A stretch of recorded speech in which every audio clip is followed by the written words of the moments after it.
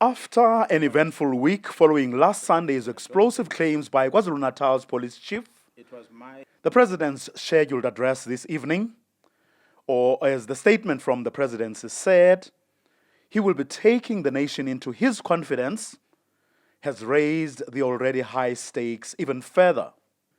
The head of the executive arm of the state will be speaking days after another arm of the state, the judiciary, called on Mkhwanazi to come forward with his evidence. This after he implicated the judiciary in his claims. The spectre loomed large at yesterday's state funeral of former Deputy President D.D. Mabuza.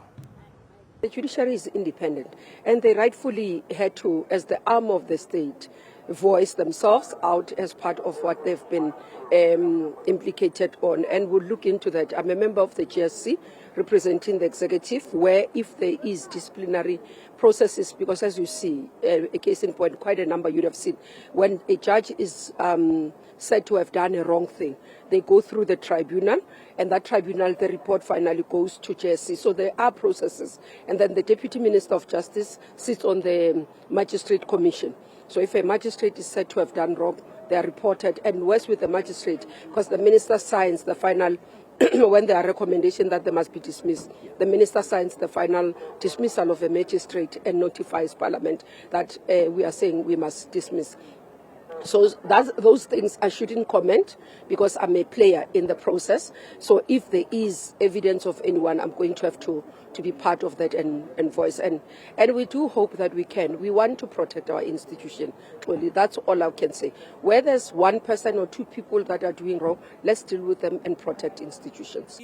Political parties represented in Parliament have spent the past week articulating their respective positions on the matter, with some louder or uncharacteristically muted than others.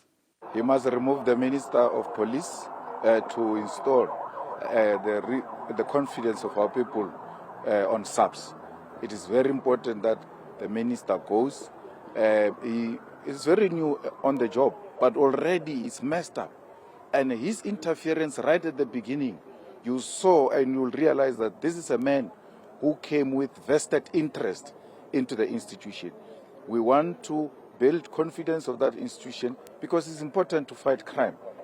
But you can't fight crime with the corrupt police officers who are linked to gangsterism and all manner of things. People say Malema is not saying anything now when we don't understand why is he quiet. I'm quiet because I've been saying this. I've been saying politicians are in the pockets of drug cartels.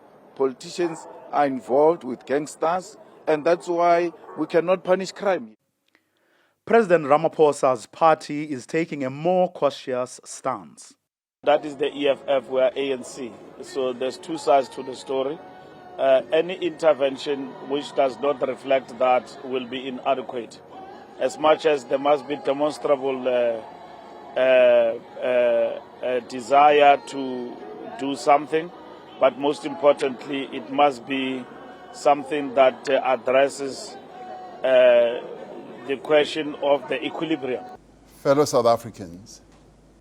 How President Ramaphosa deals with the matter come 7 p.m. will determine how political parties represented in Parliament, the other arm of the state, will also treat the matter. This is also on the back of National Assembly Speaker Thoko Didiza's announcement that 3 committees have been tasked with dealing with the issue. For now, the nation will be on tenterhooks as South Africa's #1 citizen takes to the podium. For Newzroom Afrika on Channel 405, I am Vuyo Mvoko.